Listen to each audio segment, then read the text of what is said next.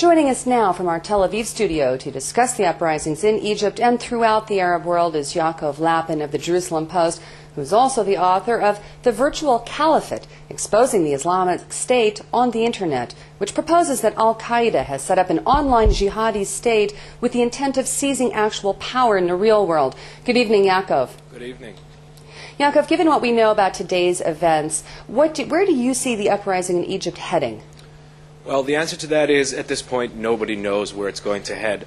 I think it's useful to divide the developments that we're seeing into two. One is the short-term developments, the earthquake that has shaken Egypt and the remainder of the Arab countries around us.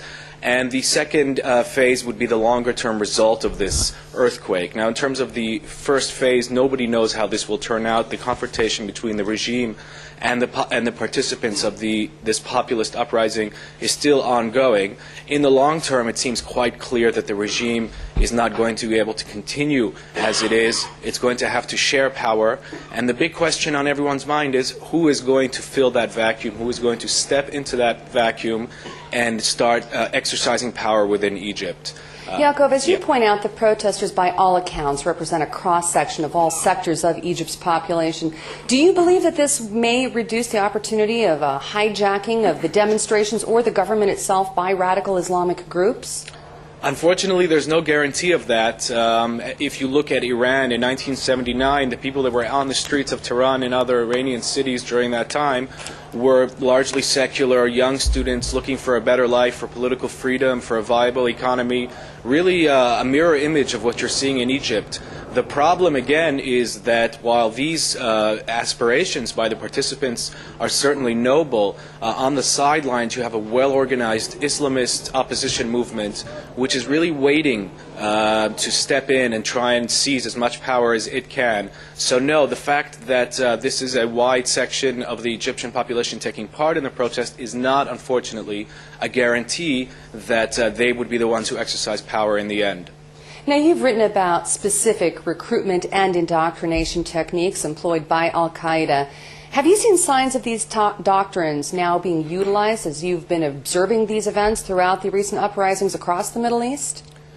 Al-Qaeda has been silent so far about these events.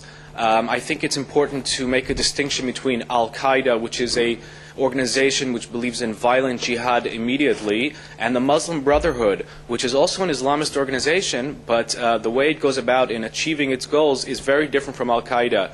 They believe in slowly spreading their ideas. The name of this strategy is called Dawah. It's about using social and economic aids to spread your ideas to the weaker segments of society, and then when an opportunity arises, such as now, using that support base to propel the organization into power. So no, at this point I haven't seen Al-Qaeda comment or even try and seize this situation, but certainly the Islamist Muslim Brotherhood, which is not a violent organization by definition, but has the same end goal as Al-Qaeda, this is the organization that we need to watch, the Muslim Brotherhood. I'm certain that you heard today that officials for the Muslim Brotherhood disavowed that they have any intention of seizing power in Egypt. Do you find this to be disingenuous? Absolutely. They don't intend to launch a coup because they can't. And this is going to the heart of their strategy. They believe in building up a popular support base.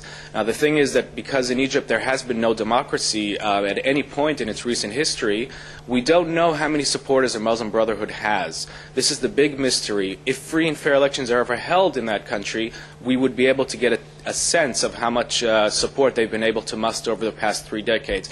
But certainly nobody should make any mistake. The Muslim Brotherhood wants to control Egypt. It wants to turn it into a religious, fundamentalist state, and it would almost certainly either downgrade or cancel the peace treaty with Israel if it ever rose to power. Those are its goals.